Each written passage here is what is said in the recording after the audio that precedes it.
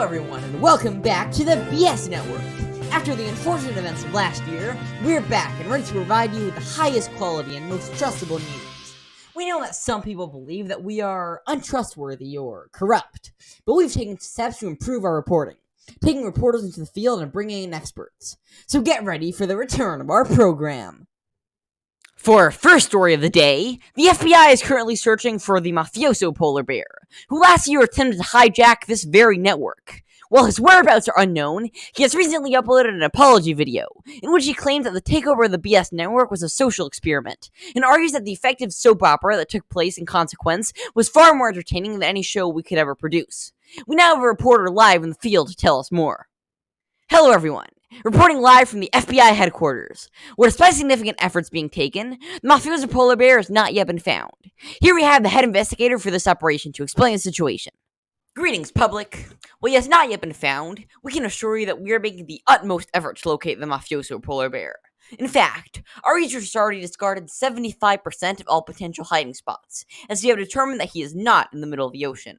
It is also completely possible that he has had a change of heart, having renounced his old ways, and donated generously to fundamental institutions like the Federal Bureau of Investigations. Of course, I'm just guessing here, not that I know anything of the sort.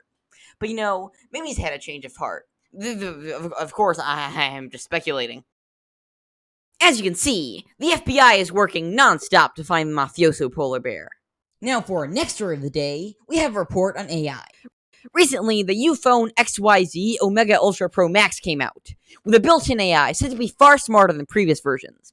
However, one customer complained that the AI told them that they were, quote, an idiot for spending $3,000 on a smartphone identical to its predecessor, which sparked a debate about the consumer right not to get verbally abused by the product you purchase.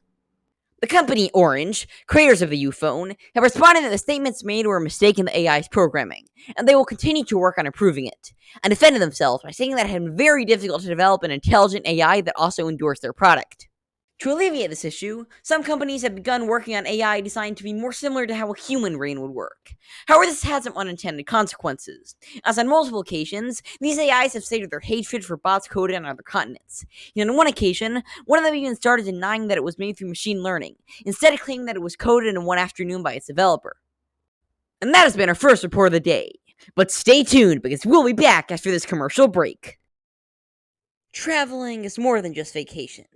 It's an experience that teaches us about other cultures, enhances our worldview, and lets you pretend to be informed on global affairs at family gatherings because you went to Mexico once. That's why we here at Hindenburg Airlines are committed to providing the cheapest, fastest, and safest flights, with destinations all over the world like North Korea, Syria, and the Central African Republic. Scared of flying? Don't be! We have top-of-the-line security systems in place, including an automatic eject system built into each seat for the event of an evacuation, barrels of oil placed under certain seats as an emergency reserve, and a laser-guided Aegis missile battery to fire at upcoming objects in order to prevent collisions. Our planes have all sorts of features to make flying an enjoyable experience, with a convertible roof and an in-flight catalog of over 500 documentaries on plane building and logistics. Hindenburg Airlines is committed to providing flights for everyone, which means that we have plenty of affordable seats. In fact, for an extra cheap ticket, you can even fly glued to one of the wings for a truly unforgettable experience. Oxygen tank not included. Fly with Hindenburg Airlines today. Life insurance required. And we're back, everybody. Now we're honored to announce that we're hosting one of the most important events for our democracy, the presidential debate. On one side, we have the current government, and on the other, we have the opposition, represented by the corruption front. There were more parties, but our graphic designers couldn't figure out how to make a multi-party debate look interesting on a TV screen. So we did an in-depth investigation as to which party would be best to represent the opposition. So here we have our presidential debate, paid for by a generous donation from the corruption front. And the first word in the debate goes to the current government. Keep in mind that we will be using triangular dialogue in order to prevent highly entertaining but messy direct insults. Greetings, public. We are the American government, your most trusted institution. We plan on continuing our reforms to make the country more efficient. In fact, we have plans for a new Ministry of Efficient Governing in order to supervise our previous Ministry of Bureaucracy. We also plan on taking up a massive anti-corruption campaign, putting up anti-corruption posters all over the place in order to stop you from engaging in illicit acts. In contrast, our opposition, by naming themselves the Corruption Front, has not only shown they have no interest in increasing transparency, but that they are terrible at public relations. Very well then, Corruption Front. It is now your turn to respond. Hello everyone. We know that our name may be off-putting to some of you, but our premise is simple. To steal, yes, but in a transparent and orderly way. As much as they try to deny it, all parties in this campaign plan on stealing and giving jobs to their friends. But by publishing detailed records of how much we steal and how, we can assure a more transparent and efficient system, both for those who steal and who are stolen from. By not spending government funds to cover up our misdeeds, we save precious resources that can be used elsewhere. We plan on democratizing corruption by allowing citizens to bribe their local governments to institute policies in their favor, thus creating a system where everyone is represented. You absolute buffoon! That'll just result in a kleptocracy! How are you even chosen for this debate? Mr. President, please stick to the rules of the debate. We are using triangular dialogue. Now, Corruption Front. The sitting president informs you that you are an absolute buffoon, and asks how you were even chosen for this job, given your glaring incompetence. Are you not going to reprimand him for his use of schoolyard insults? Well, it's technically not allowed, but if you want to maintain our ratings, then this debate needs something interesting. This is ridiculous. I can't believe we ever bribed the BS Network, agreed to take part in your debate. We're out of here. And remember, public, vote for us for up to $1,000 in cash prizes. Well, everyone, this has been the debate, but we'll be back after this commercial break for our next program. What? You can't just end it like that. Do you wish you could flex on people passing by in the street? Well, now you can with our new line of Joseph Arnac clothing. Our premium, extra expensive designs will ensure that you can show all those peasants you walk by how awesome you are, with detailed and intricate designs including our logo plastered on a white background, our logo plastered on a black background, and our logo plastered on a white background with golden stripes if you're feeling extra fancy. We know that our clients are very busy, which is why our clothing comes inscribed with solid gold, allowing you to work out simply by walking down the street. We're aware that many clothing companies have a bad reputation due to their business practices, which is why we've taken steps to ensure a completely ethical supply chain. You don't need to worry about buying clothes made in sweatshops because all our employees are too cold to sweat. And we've taken steps to fight child labor by launching a new line of shirts with anti-child labor messages on them. In fact, we've even enlisted the help of kids to make them, to show that anyone can help fight against child labor. Joseph Arnac line of clothing. Welcome back, everybody. Continuing with our new academic seriousness, we will host the most intellectually stimulating of programs, a game show. Hello everyone, and welcome to the BS Game Show. We've returned after escaping from the mafioso polar bear sprint, and here we have our two contestants, Detective Morse, winner of our previous installment, and Bob, assistant of the BS Network. What? You told me we were going to host a serious academic event, not a game show, you clown!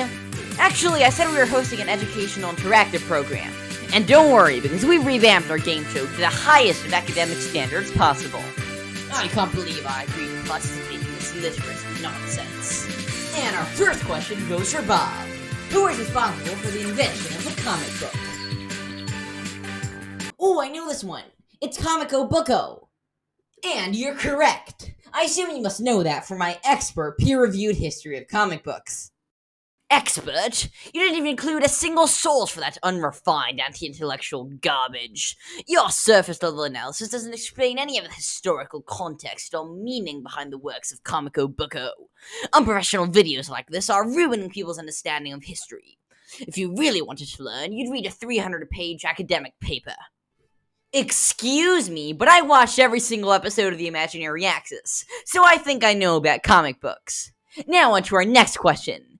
Keeping with the theme, what did Comico Booko's first comic depict? The comic depicts a man contemplating the paradoxical nature of morality by presenting him with a situation where he must decide whether anthropomorphism gives one a higher value compared to other beings. This connects with the technotrophic surrealist themes present in his works, which oftentimes deal with matters of Sorry, but your time ran out. And since you didn't explain that the comic depicts a man hunting a deer with some symbols added on top, I'm afraid you don't get the point. You absolute Philistine! I was getting to that! You can't possibly expect me to explain the meaning behind it in such a short time period. Now, for our next round, the first person to shout the correct answer gets the point. And our first question is, who saved the BS network from the mafioso polar bear? Well, of course I know this one. It was us, the brave staff of the BS network. And you are incorrect. The BS network was saved by the Walrus Detective. What? We were the ones that informed the government of the takeover and kept the ratings up until they arrived. But it was I who hosted the BS game show, which masterfully distracted the mafioso polar bear in time for reinforcements to arrive. Yeah, but we were the ones who actually designed and planned it. Look, it's my game show, so I make the rules. And for our final question of the day, which was the most critically acclaimed movie of 2021? Well, that's easy. It's the independently produced masterpiece, Le Fiche qui voulait être chocolat. Incorrect. The most critically acclaimed movie of 2021 was Robot Space Dragons. Are you joking? How could that uninspired corporate garbage pile possibly compare to Le Fiche qui voulait être chocolat? How do you not know this? Isn't it your job to be a movie and play critic? Yes, but I don't even bother reading the reviews of soulless corporate movies like that. And tallying up the score, our winner is Bob. I can't believe it. That'll show the government for firing me. Is this your idea of an educational program? And here I thought your network might have a small amount of integrity left. Sounds like somebody's a sore loser. Well, everybody, this is the end of our program for today. But stay tuned for next time.